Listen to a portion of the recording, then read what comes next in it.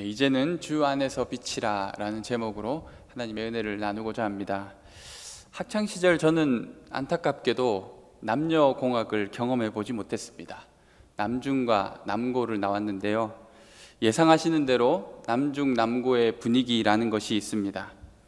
욕을 입에 달고 살고 힘싸움을 한다고 서로 치고받기도 하고, 또 엽기적인 행동이나 일탈 행동을 하는 친구들이 있습니다. 저는 부모님께 학교에서 친구들 사이에서 일어났던 그 수많은 일들을 결코 있는 그대로 말할 자신이 없었습니다. 왜냐하면 그 실상을 알면 부모님께서 저의 학교 생활을 걱정하실 것 같았기 때문이죠. 차마 입에 담기도 부끄러운 일들이나 화가 치미는 말도 안 되는 일들을 지켜보면서 바로 여기가 정글이구나 라고 생각했습니다. 저렇게 살아서 어떻게 하지? 라고 걱정했던 몇몇 친구들도 있었습니다.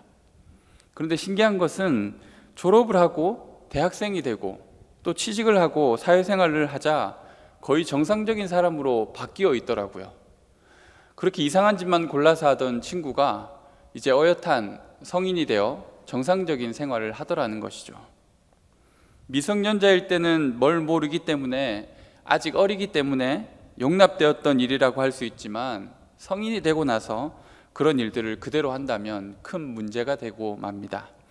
그래서 언행을 더 조심하게 되고 다른 사람들을 의식해서 행동하게 되는 것이죠.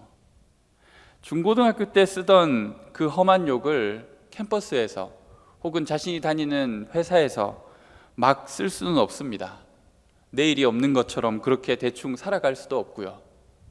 소위 철이 들었다라고 표현하는 이런 변화는 어쩌면 단순히 새로운 문화와 사회에 적응을 했다고 말할 수 있는 것입니다.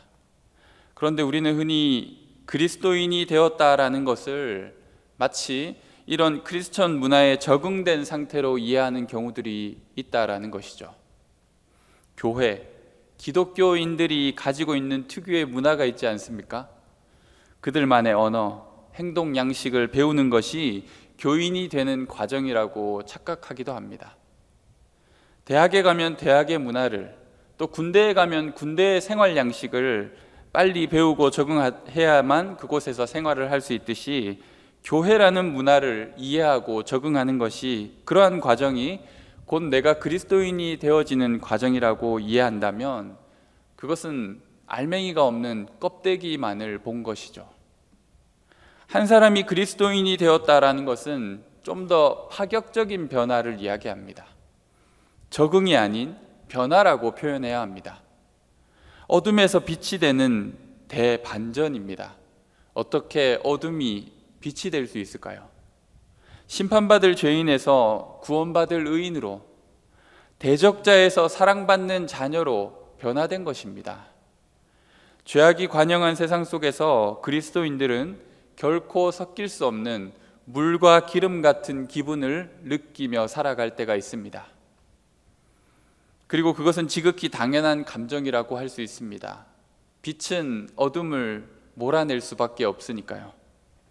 음행과 온갖 더러운 것과 탐욕을 우리의 언어나 행동에 갖다 붙이기에는 무언가 부적절하다라는 느낌, 불편한 감정이 있습니다. 성질이 서로 달라서 뭔가 맞지 않다는 기분을 느끼는 것이죠. 이전에는 쉽게 했었던 말이나 나쁜 표현들이 입에 잘 붙지 않습니다.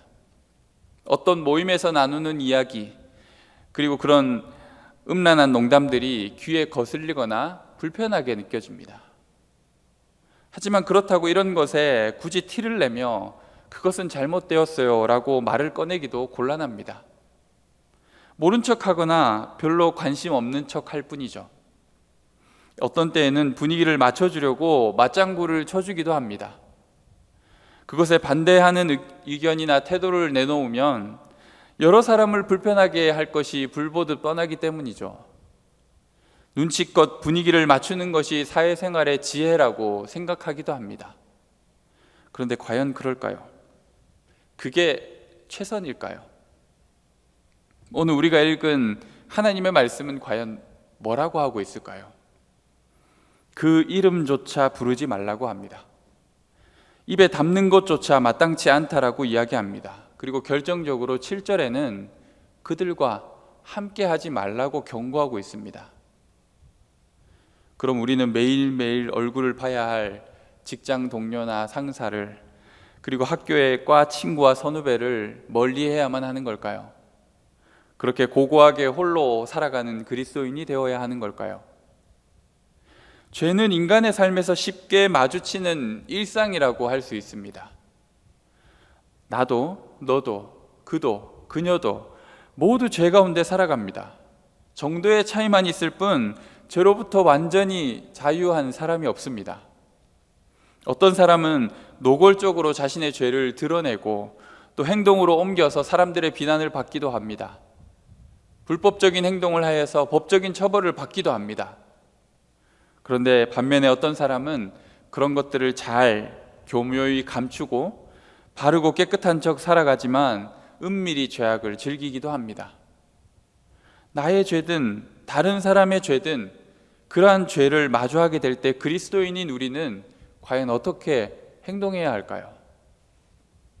죄에 대하여 특정한 행동과 조치를 취하게 될 때 그리스도인은 항상 소수가 되어버립니다. 모두가 괜찮다고 말하고 있기에 괜찮지 않다고 말하는 것은 소수의 의견이 되는 것이죠. 모두가 문제될 것이 아니라고 얘기하는 일에 옳지 않음을 지적하며 문제 제기를 하는 사람은 소수일 수밖에 없습니다. 모두가 예스라고 말하고 있을 때 홀로 노를 말하는 별난 사람, 특이한 사람, 소위 그들이 말하는 광신도처럼 보여지는 것이죠. 죄라는 것이 인류에 너무 편만하여서 죄 문제에 딴지를 거는 사람들이 이상한 사람들이 되어버렸습니다. 과속단속이나 신호위반 단속에 걸렸을 때 사람들이 제일 많이 하는 말이 뭘까요? 봐달라는 말도 많이 하지만 저만 그랬어요? 왜 저만 잡아요? 여기선 다들 그렇게 해요 라고 말하죠. 우리 모두는 죄에 익숙한 사람들인데 그냥 그걸 현실로 받아들여야지 왜 유별나게 구냐고. 도도한 척 그렇게 정죄하고 자신이 옳은 것처럼 그리스도인들이 편협한 사람들인 것처럼 몰아가는 것이죠. 요한복음 1장을 보면 이러한 상황을 쉽게 이해할 수 있는 말씀이 나오고 있는데요. 참빛 곧 세상에 와서 각 사람에게 비추는 빛이 있었나니 그가 세상에 계셨을 때 세상은 그로 말미암아 지은 바 되었으며 세상은 그를 알지 못하였고 자기 땅에 오매 자기 백성이 영접하지 아니하였도다. 잘 자고 있는 방에 갑자기 들어가서 불을 켜면 눈이 부셔서 얼굴을 잔뜩 찌푸리고 화가 나게 되죠. 잘 자고 있는데 불을 왜 켜? 라고 말하게 되는 거죠.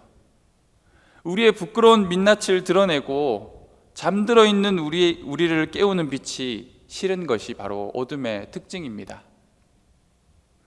이 세상은 그런 빛을 싫어합니다. 그래서 그 빛을 핍박하고 무시하려고 합니다. 자기 백성을 만나러 온 메시아를 영접하지도 않았고 그를 성 밖으로 내몰아서 십자가에 못 박고 죽여버렸습니다. 이게 어둠인 세상에 찾아오신 빛이신 예수님의 형편이었습니다. 베드로가 오순절 성령 강림 사건 때 유대인들을 향해 너희가 바로 이 예수 메시아를 십자가에 못 박은 사람들이 아니냐라고 지적합니다. 그렇게 진실을 이야기하자 그들은 다음과 같이 반응합니다. 그러면 우리는 이제 어떻게 해야 합니까? 밝은 십자가의 빛으로 자신의 죄를 깨달은 그들은 죄인인 자신들은 이제 어떻게 해야 구원을 얻을 수 있냐고 통곡하며 물었습니다. 그런데 똑같은 말을 들은 종교 지도자들의 반응은 완전 다릅니다. 우리는 이제 어떻게 해야 할까요가 아니라 예수를 전하고 다니는 제자들, 저놈들을 어떻게 하면 좋을까라고 얘기했다라는 거죠. 자신의 죄를 바라보는 것이 아니라 어둠을 향해 비추는 빛을 없애야겠다라고 생각했다라는 것입니다. 이건 곧 세상이 그리스도와 성도를 향해 반응하는 것과 같습니다. 세상은 원래 그렇고 이 모양 저 모양대로 울퉁불퉁 그렇게 살아가는 것이 정상인데 그런 세상에 죄악에 섞이지도 않고 이질감을 느끼며 죄에 대하여 자꾸만 지적하고 수정을 요구하는 그리스도인들이 비정상적인 사람들이라고 세상은 말하는 것이죠. 팽배한 어둠이 정상처럼 여겨지는 것입니다. 빛을 향한 세상의 박해와 공격이 그렇게 계속 진행되다 보면 어느새 그리스도인들조차 이제 내가 튀는 행동을 그만해야 되겠다, 세상의 흐름을 거스르지 말아야겠다 생각하게 됩니다. 지금 이 시대에 침묵하고 자신의 존재를 드러내지 않는 그리스도인들이 세상에 얼마나 많을까요? 자신이 교회를 다닌다고 말하자 믿지 않는 사람들이 뒤통수를 맞은 듯 깜짝 놀라거나 말도 안 되는 소리 하지 말라며 마치 재미있는 농담을 들은 것처럼 폭소를 터뜨리기도 합니다. 네가 교회를? 라고 말하며 아무도 모르고 있으니 그리스도인이라는 사실을 이제는 밝혀야만 하는 수준이 되어버렸습니다. 말 그대로 빛을 등경 위에 두어서 온 곳에 어둠을 밝혀야 할 빛이 말 아래, 즉 땅 속에 묻어두고 그것을 그릇으로 덮어 세상의 어둠에 거슬리지 않게 살아가는 것입니다. 그래도 이 정도는 양반입니다. 더 심각한 문제는 침묵하고 가만히 있는 정도가 아니라 세상의 모양과 그들의 언어와 행동, 삶의 양식에 아주 친밀감을 느끼며 친숙하게 살아가는 것입니다. 자유가 아닌 방종을 이야기하고 은혜가 아닌 값싼 은혜를 이야기하며 교회에 출석하는 것 말고는 그리스도인다운 면모가 하나도 없는 사람이 되어버리는 것이죠. 정말 무서운 일입니다. 십자가를 통과한 영혼이 그로 인해 구원과 생명을 얻게 되었는데 그 십자가 은혜랑 전혀 상관이 없는 죄의 삶을 살아가는 모습, 예수님을 다시 십자가에 못 박는 것과 같습니다. 초대교회 때에도 이런 문제가 심각했다고 합니다. 구원받았다는 경험을 한 이후 모든 것이 가능하다고 주장하며 온갖 방탕과 쾌락에 빠져 살았던 성도들이 있었습니다. 오늘 말씀은 뭐라고 이야기합니까? 너희도 정녕 이것을 알거니와 음행하는 자나 더러운 자나 탐하는 자 곧 우상 숭배자는 다 그리스도와 하나님의 나라에서 기업을 얻지 못하리니 누구든지 헛된 말로 너희를 속이지 못하게 하라. 이로 말미암아 하나님의 진노가 불순종의 아들들에게 임하나니 그러므로 그들과 함께하는 자가 되지 말라.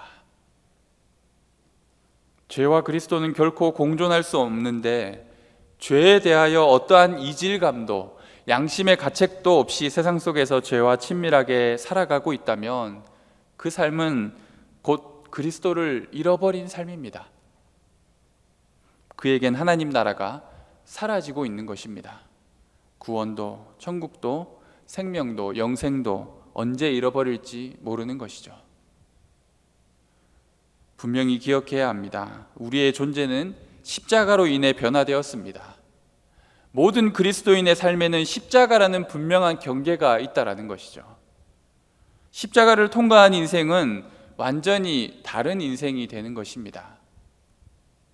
8절 말씀입니다. 우리 다 함께 읽어보았으면 좋겠습니다. 8절 말씀입니다. 너희가 전에는 어둠이더니 이제는 주 안에서 빛이라. 빛의 자녀들처럼 행하라. 너희가 전에는 어둠이더니 이제는 주 안에서 빛이라. 빛의 자녀들처럼 행하라. 여러분은 이제 빛입니다. 빛의 자녀입니다. 어둠의 일에 머물 수가 없습니다. 어둠이었는데 빛이 되었다. 이게 과연 무슨 의미일까요? 도대체 무슨 일이 있었기에 이런 일이 일어날 수 있을까요? 우리 몸에 LED라도 달아서 빛을 발하는 것일까요? 우리 안에 있던 모든 어두운 죄의 흔적이 사라지고 자체적으로 발광하는 빛이 된 것일까요?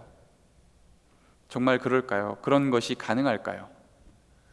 한번 우리의 삶을 돌아봅시다. 우리 안에 이제 어둠이 하나도 없습니까? 죄의 욕망이나 흔적이 깨끗이 사라졌습니까? 그렇지 않음을 우리는 잘 압니다. 오히려 예수님을 믿었는데 십자가에서 우리 죄가 다 사함 받았는데 수련회에서 그렇게 펑펑 울며 회개 다 했었는데 우리는 여전히 죄의 영향력을 받고 살아갑니다. 또 넘어지고 실수하고 동일한 죄에 계속해서 넘어집니다. 유혹에 빠지기도 하고 수치심과 죄책감에 빠지기도 합니다. 주님, 우리가 이제 어둠이 아니고 빛이라고 하셨잖아요. 근데 왜 자꾸 내 삶에 어둠의 모습이 나타나고 있는 걸까요?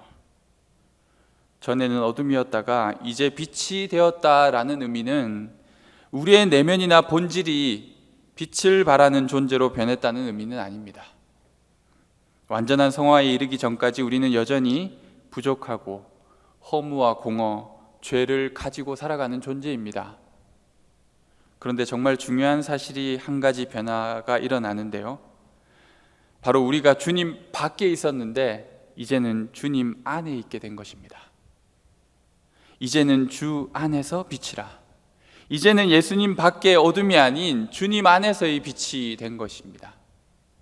우리가 예수님의 말대로 세상에 빛이 되는 이유는 예수님이라는 찬란한 빛 안에 우리가 거하고 있기 때문입니다.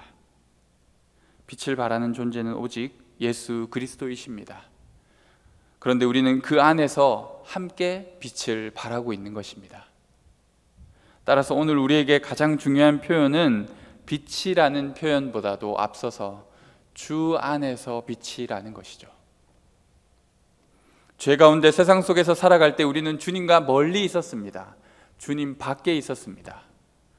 주님과 전혀 관계도 없을 뿐더러 주님을 대적하고 조롱하고 무시하는 삶을 살았습니다. 그게 바로 어둠이었죠. 그런데 빛이 된 우리는 이제 주님 안에 있습니다. 주님과 밀접한 관계성 속에 있습니다. 주님의 사랑을 받았고 또 주님을 사랑하고 주님의 기쁨이 나의 기쁨이 된 것입니다. 그래서 주님이 기뻐하실 일이 무엇일까 고민하고 그 일을 찾게 되는 것입니다. 주를 기쁘시게 할 것이 무엇인가 시험하여 보라. 이처럼 우리가 주 안에서 빛이 될 때에는 죄가 문제가 되지 않습니다. 죄를 좋아하지도 않고 따르지도 않을 뿐더러 오히려 사랑하는 주님이 기뻐하시는 일이 무엇일까 고민하기 때문이죠. 죄는 곧 주님과의 관계에 반비례하는 것입니다. 정말 그렇지 않습니까? 주님과의 관계가 멀어질수록 우리가 죄의 유혹에 빠지지 않습니까?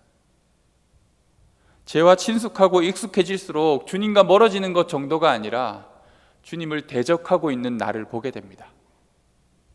주님과의 관계가 가까울수록 죄는 멀어지고 한없이 작아져서 없어지는 것이죠. 십자가 안에서 주님을 사랑하는 자에게 죄는 아무런 효력을 발휘하지 못합니다. 우리는 주 안에서 빛입니다. 그것이 우리의 정체성이 되어야 합니다. 이것이 곧 내가 있어야 할 위치, 나의 자리가 되어야 하는 것입니다. 우리는 주 안에 있을 때 빛입니다. 오늘 본문은 어둠에서 일어나는 현상을 일이라는 단어로 표현하고 있습니다. 11절을 보면 너희는 열매 없는 어둠의 일에 참여하지 말라고 이야기합니다. 어둠은 곧 일을 만들어냅니다. 어떤 일들을 자꾸 버리고 만드는 것이죠. 그럼 빛은 어떤 단어와 연결되어 있을까요? 빛은 열매를 맺습니다. 어둠의 일이란 무엇일까요? 하나님을 떠난 모든 인간 활동의 전반이 바로 이것입니다. 그 방식이 신사적이든 아니면 구차하든 은밀하든 노골적이든 그 모든 일들은 죄에서 비롯된 행동들인 것이죠. 음행과 온갖 더러운 것과 탐욕이 대표적인 일이라고 할 수 있습니다. 음행이라는 것이 무엇입니까? 사랑이라는 정상세포가 있다면 음행은 그 사랑의 세포를 파괴하는 암세포와 같은 것이죠. 서로 간의 관계성은 점점 더 멀어져서 외롭고 쓸쓸한 개인주의가 팽배함에도 불구하고 개인의 성적인 욕망에 대한 집착은 더 강렬해지고 있지 않습니까? 자연스럽고 건강한 인격적 관계로서 사랑을 배우려는 사람보다 편하게 사랑의 감정을 느끼려고 하고 또 자기중심적으로 욕망을 채우려고 하지 않습니까? 관계성이 결여된 사랑은 비뚤어진 성적 욕망으로 나타나 인간성을 상실하고 폭력을 행하게 되는 것이죠. 현대사회에서 일어나는 많은 성적인 문제들이 다 이에서 비롯되지 않습니까? 오늘 말씀은 음행, 더러운 것, 탐욕 이런 것들을 하나의 단어로 지칭하고 있는데요. 바로 우상숭배라고 얘기합니다. 왜 이런 것들을 통칭해서 우상숭배라고 말했을까요? 우상숭배는 죄의 본질을 이야기합니다. 죄의 다른 이름이라고 불러도 무방할 정도입니다. 그래서 10계명의 제1계명이 바로 우상숭배를 금하는 계명이지 않습니까? 나 외에 다른 신을 섬기지 말라. 우상숭배의 핵심은 하나님의 자리에 다른 것을 두고 섬기는 것입니다. 그렇게 하나님과 멀어지는 것이죠. 하나님을 사랑해야 할 자리에 쾌락을 사랑하고, 하나님을 섬겨야 할 자리에 돈을 섬기고, 하나님을 중심에 두어야 할 우리 인생이 나라는 우상을 최고의 가치로 삼고 살아가는 것입니다. 즉, 우상숭배는 관계성이 결여된 우리의 모습을 이야기하는데요, 그 관계성은 바로 하나님과의 관계성입니다. 신기하게도 하나님과의 관계를 잃어버린 인간은, 즉 죄인이라고 부를 수 있는 모든 인간은 우상숭배의 죄에 빠져서 살아갑니다. 나는 우상을 섬긴 적이 없는데요 라고 말할지 모르겠지만, 여자에 빠지고 취미생활에 빠지고 돈과 주식에 빠지고 낚시에 빠지고 게임에 빠지고 술에 빠지고 사람에게 빠지고, 그게 무엇이든 하나님이 없는 자리를 우리는 다른 것으로 채우려고 합니다. 지난번에 말씀드린 것처럼 아무리 좋은 가치, 세상에서 누가 보아도 좋게 여겨지는 인권, 자아실현, 이런 좋은 가치를 다 가져와서 그 자리에 세워놓아도 결국은 오염되고 문제가 발생하게 되는 것이죠. 현대사회는 그 무엇보다 자기 자신이 중요하다라는 메시지를 매일매일 우리에게 주고 있지 않습니까? 너가 제일 중요해. 거스를 수 없는 하나의 불문율과 같지 않습니까? 그래서 대부분의 사람들은 자기 자신을 섬기며 살아갑니다. 하나님을 섬기지 않죠. 그리고 지금은 가족 공동체를 중요하게 생각합니다. 자녀를 금쪽같이 여기죠. 그렇게 하나님 대신 자리를 차지한 가족이나 자녀, 다른 어떤 수많은 좋은 가치들도 하나님의 자리를 차지하고 있는 것이 우상이 되어서 우리를 죄 가운데 오염시켜 버리는 것이죠. 예레미야 2장 13절은 이러한 현실을 아주 날카롭게 꼬집고 있는데요, 예레미야 2장 13절 말씀입니다. 내 백성이 두 가지 악을 행하였나니 곧 그들이 생수의 근원되는 나를 버린 것과 스스로 웅덩이를 판 것인데, 그것은 그물을 가두지 못할 터진 웅덩이들이니라. 생수의 근원, 생명의 주인 되신 하나님을 버린 우리들은 열심히 스스로 물을 파내어 보지만 그 웅덩이는 모두 하나같이 터진 웅덩이입니다. 쾌락도, 특별한 취미생활도, 내 가족도, 내 인생의 버킷리스트들도, 자녀도, 나 자신도 터진 웅덩이들일 뿐입니다. 우리의 목마름을 해결해 줄 수가 없습니다. 끊임없는 공허와 절망에 시달릴 뿐입니다. 우리에겐 하나님이 필요합니다. 그분만이 생명과 사랑의 원천이 되어 주십니다. 이처럼 어둠에 이른 열매는 없고 뼈아픈 절망과 죽음만이 있는 것이죠. 그러나 빛은 열매가 맺혀집니다. 우리가 그리스도 주 안에서 뿌리를 내리고 빛으로 살아갈 때 많은 열매들이 여러분의 삶에서 나타나게 되는 것이죠. 성령의 열매들이 맺히는 것이죠. 말씀과 기도의 영양분을 그리스도라는 뿌리로부터 공급받을 때 우리의 삶의 선함과 정의와 진리의 열매가 열리게 되는 것입니다. 나 스스로 결코 맺을 수 없었던 빛의 열매가 주 안에 거할 때 맺혀지게 되는 것입니다. 어둠에 이른 바람에 날리는 겨와 같습니다. 화려하고 좋아 보이는 것들, 사람들의 인기가 있는 것들에 이 세상 곳곳으로 이리저리 날려다니는 인생이 되는 것이죠. 그리고 겨는 곡식의 껍데기일 뿐 아무 생명이 없습니다. 그런데 빛은 열매가 있습니다. 생명이 있기 때문이죠. 우리는 주 안에서 뿌리 내린 열매 맺는 인생이 되어야 할 줄로 믿습니다. 그럴 때 우리는 비로소 어둠을 책망할 수 있습니다. 오늘 말씀은 도리어 그러한 일들을 책망하라고 우리에게 바울이 이야기합니다. 그리스도인들은 어둠의 일을 판단할 수 있고 그것을 향하여 빛을 비추는 이들입니다. 빛으로 어둠을 깨우는 사람이 되어야 합니다. 우리의 책망을 듣고 깨우치는 사람은 구원을 받게 될 것입니다. 돌이키지 않는 자는 어둠 속에서 멸망에 이르게 될 것입니다. 아까 이런 이야기를 했습니다. 죄가 일반화되어서 나나 너나 다 죄에 연루되어 있어서 유별나게 굴지 마라. 마치 죄라는 것이 정상으로 보여서 그것에 저항하고 의와 거룩을 말하는 그리스도인들이 비정상적인 사람들처럼 비춰진다고 말했습니다. 하지만 우리는 그게 사실이 아님을 알고 있지 않습니까? 아무리 다수가 죄 가운데 있더라도 어둠 가운데 빛을 비추는 우리들이 정상임을 우리는 알고 있지 않습니까? 어둠에 헤매고 죽음과 멸망으로 향하는 그들이 비정상적인 길을 걷고 있음을 우리는 알고 있지 않습니까? 따라서 우리가 세상에서 핀잔과 박해를 받아가며 빛을 비추는 일은 정상적으로 돌아가는 일상적인 세계에 비정상적인 일을 벌이려고 하는 것이 아닙니다. 비정상적인 세상에 정상이 과연 무엇인지 보여주는 것이죠. 정상이 무엇일까요? 어둠 속에서 죄 가운데 죽어갈 우리를 위해 예수님께서 이 십자가에서 죽으셨다라는 것이죠. 십자가의 보혈이, 그리스도의 그 뜨거운 사랑이 우리 인간에게 가장 정상적으로 일어난 일이라는 것입니다. 가장 필요한 일임을 우리는 부인할 수 없다는 것이죠. 이 정상을, 이 십자가를 비정상적인 세상, 어둠을 향하여 비추어야만 하는 것입니다. 예수 그리스도의 빛을 비추어야 합니다. 그리고 그들도 정상적인 삶으로, 죽음이 아닌 생명으로 돌아올 수 있도록 해야 합니다. 이 길만이 살 수 있는 길임을 가르쳐줘야 합니다. 그러므로 이르시기를 잠자는 자여 깨어서 죽은 자들 가운데서 일어나라. 그리스도께서 너에게 비추이시리라 하셨느니라. 이제는 주 안에서 우리는 빛입니다. 세상 가운데 우리는 그러한 지위를 가지게 되었습니다. 우리는 주 안에 있어야 합니다. 우리의 빛이 세상 사람들을 깨우는 빛이 될 수도 있지만 반대로 그들의 반대와 박해를 받게 되는 계기가 될지도 모릅니다. 그럼에도 우리는 우리 삶에 흔들리지 않는 기준이 바로 이 십자가의 찬란한 빛이 되기를 소망합니다. 그 십자가 아래 주님 안에서 빛이 되는 우리 청년들의 삶이 되시기를 주님의 이름으로 축원합니다.